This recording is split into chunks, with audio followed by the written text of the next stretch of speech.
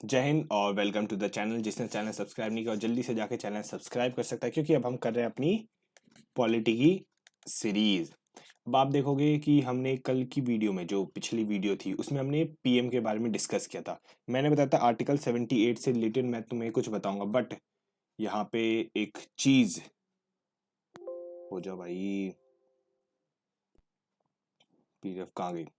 हम्म ये जो मैंने आपको बताया था power and the functions of PM के बारे में, इसी में हमारे आर्टिकल 78, यही आर्टिकल 78 है। मैंने यहाँ पे मेंशन करना भूल गया था, कि लिखना भूल गया आर्टिकल नंबर 78, बट यही चीज़ है। पोर्टफोलियो एलोकेशन, चेयरमैन होता है, ऑफिशियल रिप्रेजेंटेटिव होता है, हेड होता है, चीफ एडवाइजर होता है प्रेसिडेंट के, और काफ़ी सारे अपॉइंटमेंट्स जो होते हैं प्रेसिडेंट जो करता है वो पीएम ही एडवाइस करता है, जैसे अटॉर्नी जनरल, यूपीएससी, इनका चेयरमैन, इन सब के बारे में। तो यही चीज़ थी जो आर्टिकल 78 में मेंशन है। तो कहीं आप सोचो कि आर्टिकल 78 कराया नहीं, तो यही चीज़ें हैं। तो उसके बाद हम अपने चलते हैं आज की सीरीज पे, जो कि हमारा है union council of ministers. Union council of ministers जो होते हैं, अच्छा पेन कहाँ गया? तो यहाँ, हाँ, आज हम पढ़ने वाले क्या, यूनियन काउंसिल ऑफ मिनिस्टर्स के बारे में।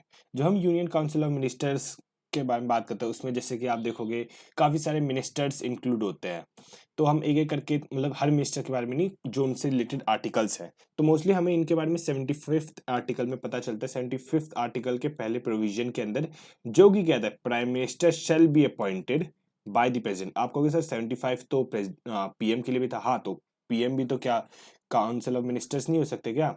तो पीएम को कौन अपॉइंट करता है? प्रेसिडेंट को। एंड अदर मिनिस्टर्स, दूसरे जो मिनिस्टर्स होते हैं, उन्हें भी कौन अपॉइंट करता है? प्रेसिडेंट। किसकी एडवाइस पे? पीएम की एडवाइस पे। सबसे पहले क्या हुआ, प्रेसिडेंट ने क्या किया? प्रेसिडेंट ने क्या किया? पीएम को अपॉइंट किया, जो कि मेजोरिटी पार्टी से होंगे। फिर पीएम की एडवाइस पे, मतलब पीएम क्या करेगा, इन्हें सलाह देगा प्रेसिडेंट को कि हाँ, ये एक्स, वाई और जेड जो बंदे हैं, इन्हें मुझे पोर्टफोलियो देना है, आप इन्हें मिनिस्टर्स बना दो। तो प्रेसिडेंट क्या करेगा, इन एक्स वाई जेड को पीएम के अंडर में, एक्स वाई जेड के अंडर में इन्हें मिनिस्ट्री थमा देगा। ठीक है, ये बात यहां तक क्लियर है? मतलब उन्हें मिनिस्टर्स बना दिया जाएगा। ये आर्टिकल 75 के फर्स्ट में आपको दिखेगा, मतलब पता चलती है जब आप ये पहला प्रोविजन पढ़ते हो। फिर आता है 1A। अभी जब कैप्स लॉक में है, मतलब ऑब्वियसली बात है, इसे किसी ना किसी अमेंडमेंट के तहत इसे इंडल्ज किया गया इसमें। अब इसमें जो है वो क्या बात करता, मतलब जो है ये चीज बात क्या करता है, सबसे पहली चीज ये बात करता है टोटल नंबर ऑफ मिनिस्टर्स कितने होने चाहिए।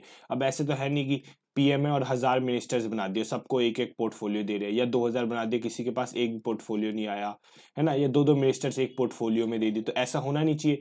तो इसमें इसीलिए बात करते हैं कि टोटल नंबर ऑफ मिनिस्टर्स कितने होने चाहिए, इंक्लूडिंग पीएम। पीएम को मिला के, ये मत सोचना कि पीएम को हटा के, नहीं, पीएम को इंक्लूड करके बताया गया कि कितने मिनिस्टर्स होने चाहिए। और ये बताया गया है कि इट शुड नॉट एक्सीड 15%, ठीक है, of total number of member of the house. मान लो कि अगर 100 लोग हैं, तो उसमें से उनका सिर्फ 15%, मतलब कि 15% कितने हुआ, सिर्फ 15 लोग ही मिनिस्टर्स बन सकते हैं। यहां तक बात क्लियर है? और ये कौन से अमेंडमेंट के तहत आया था? 91st अमेंडमेंट के तहत आया गया था, जो कि कब था? 2003 में आया था। यहाँ पे भी वही मेंशन किया गया, including prime minister, the council of member shall not exceed 15% of total strength of Lok Sabha. Lok Sabha की 15% स्ट्रेंथ ही मिनिस्टर्स बन सकती है। तो ऑब्वियसली बात है, अगर 300 सीट है तो 15 45 ही मेंबर, 45 लोग ही क्या बन सकते हैं, मिनिस्टर्स बन सकते हैं। यहाँ तक बात क्लियर है? ये 15% क्या है, मैक्सिमम सीट्स, इससे ज्यादा एक्सीड नहीं कर सकते। पर क्योंकि ये अमेंडमेंट के तहत आया, टोटल मतलब 91st अमेंडमेंट के तहत आया ना 15%, तो हम ये कह सकते हैं कि ओरिजिनल जो कॉन्स्टिट्यूशन था, ओरिजिनल जो कॉन्स्टिट्यूशन था, उसमें स्ट्रेंथ मेंशन नहीं की गई थी। स्ट्रेंथ मेंशन नहीं की गई थी कि कितने मिनिस्टर्स होने चाहिए। यहां तक बात क्लियर है? फिर हम बात करते हैं 71st के सेकंड वाले पे। अभी जो सेकंड है, ये क्या बात करता है? ये कहता है कि minister shall hold office during the pleasure of president. कि जो मिनिस्टर है, जब तक प्रेसिडेंट का मन कर रहा है, मतलब प्रेसिडेंट को कोई दिक्कत नहीं है या उनसे कुछ ऐसा नहीं लग रहा कि प्रेसिडेंट कुछ घपले करे, करप्शन करे, तो प्रेसिडेंट उसे अलाउ करता है आराम से अपनी मिनिस्टर मतलब चलते रहो, कोई दिक्कत नहीं है। ठीक है, यहाँ तक बात। और अगर मिनिस्टर्स को कोई रेजिग्नेशन देना हुआ, अगर मिनिस्टर्स को कोई रिजाइन देना हुआ तो वो किसे देते हैं? प्रेसिडेंट को देते हैं। प्रेसिडेंट क्या कर सकता है? वो किसी भी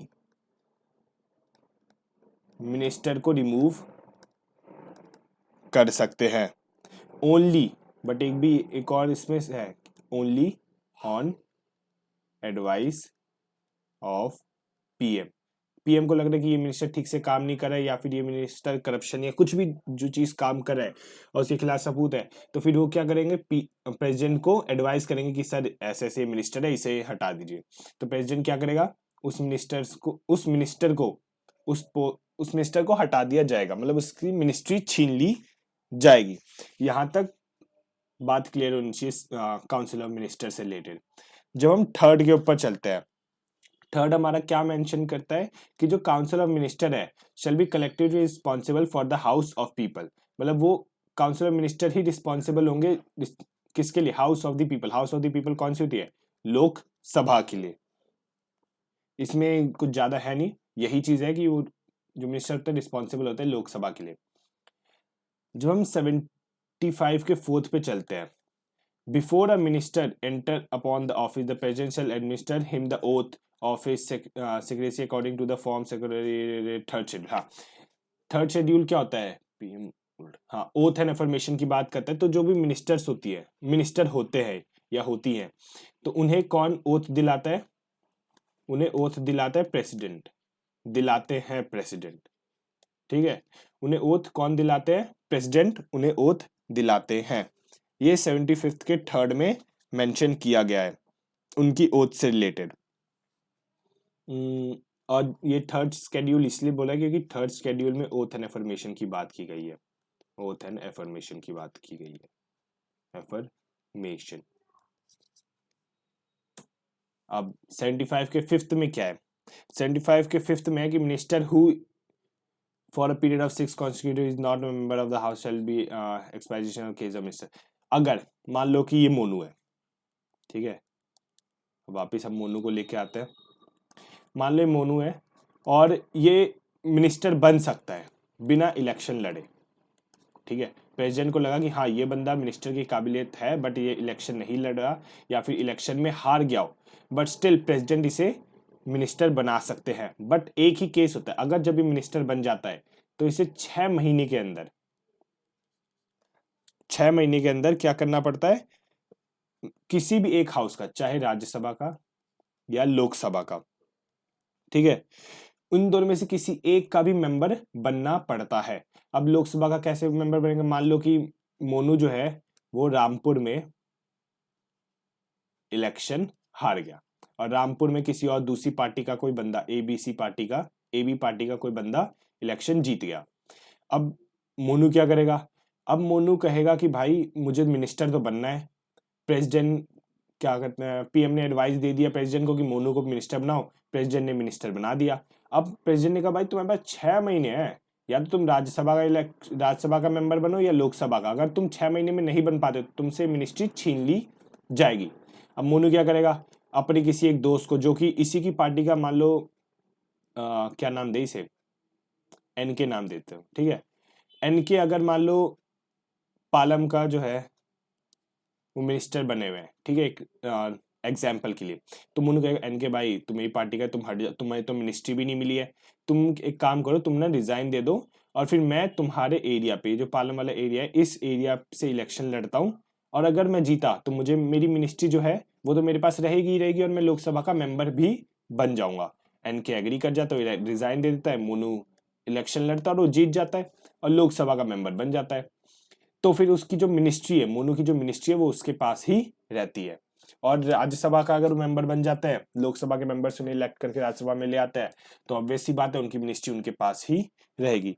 ये 75 के फिफ्थ क्लॉज में आपको ये बात मेंशन की गई है। फिर सिक्स्थ में क्या होता है? उनकी सैलरी एंड अलाउंस की बात करते हैं मिनिस्टर्स की। Shall be such as parliament अब जो सेल्युलर अलायंस होती है वो कौन डिसाइड करता है? पार्लियामेंट डिसाइड करती है। पार्लियामेंट डिसाइड करती है कब? Time to time, time to time decide करती है कि इनकी क्या सैलरी होनी चाहिए, क्या नहीं होनी चाहिए। ठीक है, यह बात क्लियर है। और 91st अमेंडमेंट टोटल स्ट्रेंथ, ये तो करा दिया मैंने।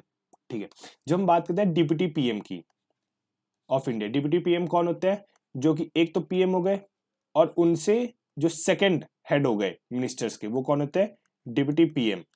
अब इनका काम क्या होता है? मान लो अगर प्रेसिडेंट, मतलब प्रेसिडेंट कह रहा हूं, प्राइम मिनिस्टर एब्सेंट है या उस दिन नहीं आया या किसी भी कारण की वजह से प्रेसिडेंट अपनी ड्यूटी नहीं भी फुलफिल कर पा रहे, तो उस दिन या उस वक्त डेप्यूटी पीएम क्या करेंगे? पीएम की सीट पे बैठेंगे और जो भी उनके वर्क्स होंगे वो संभालेंगे। अभी तक हमने सिर्फ 7 ही डेप्यूटी पीएम देखे हैं। अब आप कहोगे सर डेप्यूटी पीएम सिर्फ 7 ही? हाँ, क्योंकि सबसे पहले तो आप ये देखो कि हमारे जो सबसे पहले डेप्यूटी पीएम थे वो कौन थे? वल्लभ भाई पटेल थे। वो कब डेप्यूटी पीएम में थे? Just after independence, just after independence. आपसे पूछ सकते हैं कि डेप्यूटी पीएम इंडिपेंडेंस के बाद कौन थे, तो वो थे वल्लभ भाई पटेल। ये चीज याद रखना। मोरारजी देसाई जो कौन थे? ये थे हमारे सेकंड डेप्यूटी पीएम, बट जब कॉन्स्टिट्यूशन लिख लिया गया था,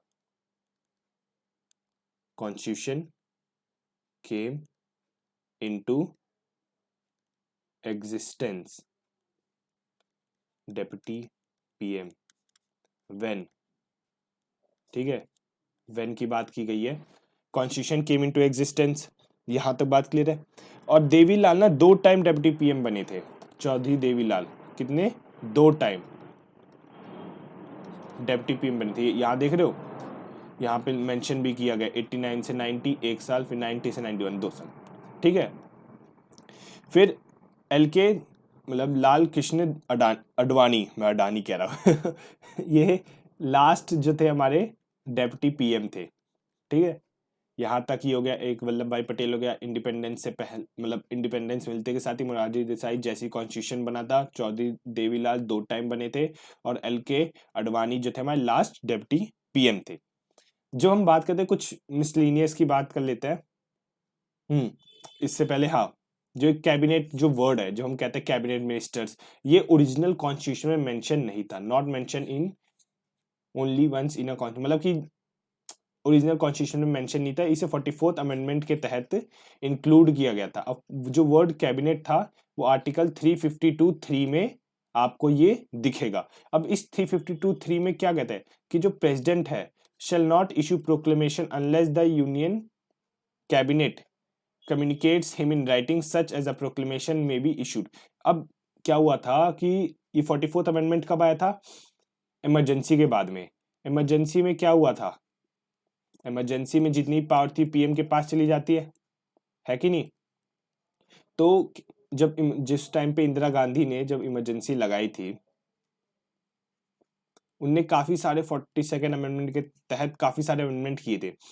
तो कहते हैं कि इंदिरा गांधी ने सिर्फ एक फोन कॉल किया था प्रेसिडेंट को, और प्रेसिडेंट ने क्या किया था? इमरजेंसी लगा दी गई थी। बट जब इंदिरा गांधी की गवर्नमेंट गिरी, कोई दूसरी गवर्नमेंट आई, 44th अमेंडमेंट हुआ। 44th अमेंडमेंट में क्या कहा गया कि जब तक यूनियन कैबिनेट लिखित में नहीं देती है कि XYZ रीजन है, ये, और फिर तब जाके प्रेसिडेंट को देंगी, तब जाके प्रेसिडेंट इमरजेंसी लगा सकता है। तो उस टाइम पे 44th अमेंडमेंट में पहली बार एक कैबिनेट जो वर्ड है यूज किया गया था आर्टिकल 352(3) में। उसी में ये लिखा है कि president proclamation unless cabinet return में नहीं देगी। ठीक है, ये था कैबिनेट के बारे में कि जब आ जाएगी कैबिनेट कौन से अमेंडमेंट के तहत इंक्लूड किया गया था, तो 44th अमेंडमेंट के तहत इंक्लूड किया गया था आर्टिकल 352(3) में। फिर जब हम कुछ एक आखिरी मिसलेनियस के बारे में पढ़ लेते हैं। आप जानते होंगे श्री चरण सिंह को, है कि नहीं? ये ओनली, मतलब कहता है श्री चरण सिंह, मैंने आपको पीएम के टाइम पे भी पढ़ाया था। आपको याद होगा कि अगर मेजॉरिटी पार्टी से कोई बंदा नहीं है, मैंने शायद पढ़ाया था ना कि प्रेसिडेंट जो होता है वो किसी अगर मेजॉरिटी पार्टी कोई नहीं है तो उसे देखो यहाँ लिख देता हूँ मैं,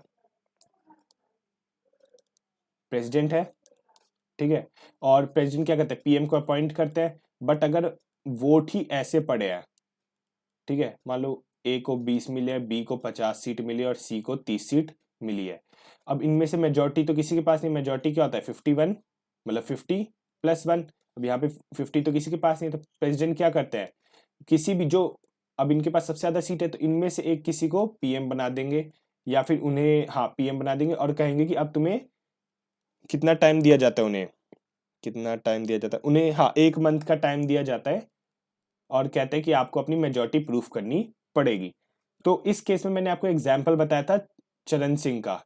चरण सिंह को क्या बनाया गया था, पीएम बनाया गया था, और कहा था कि आपको अपनी मेजोरिटी प्रूफ करनी पड़ेगी। तो ये मिसलिनियस के अंदर नहीं है, मिसलिनियस के अंदर ये चीज है कि चरण सिंह के अंदर ना, ये सिर्फ ये ओनली पीएम थे जिन्होंने under whose regime parliament parliament never met, कि इनके डिजाइन में क्या होता है, पार्लियामेंट कभी मिली ही नहीं। क्या होता है, सेशंस होते हैं, winter session, summer session, monsoon sessions, है कि नहीं। तो बट इनके टाइम में पार्लियामेंट कभी मिली ही नहीं। सोच रहे हो कि एक पीएम बने बट उनके टाइम में कोई पार्लियामेंट मिली कि हाँ हमारे ऑपोजिशन ये बंदा कौन है हमारे साथ और कौन कौन है। तो जब कैंप पार्लियामेंट हम अंदर से देख लें इनकी प्रेसिडेंसी में, बट ऐसा हुआ नहीं, ठीक है। तो ये बात याद रखना चरण सिंह के बारे में। और यहाँ पे हम अपने कैबिनेट जो काउंसिल ऑफ मिनिस्टर्स है हमारे खत्म हो जाते हैं। तो हम कल की जो वीडियो होगी इसमें अटॉर्नी जनरल और एडवोकेट जनरल के बारे में बात करेंगे, जो कि हमारा आर्टिकल किसके अंदर आता है 76 और 165। 76 इसके बारे में, अटॉर्नी जनरल के बारे में, और ये 165 एडवोकेट जनरल ऑफ स्टेट के बारे में।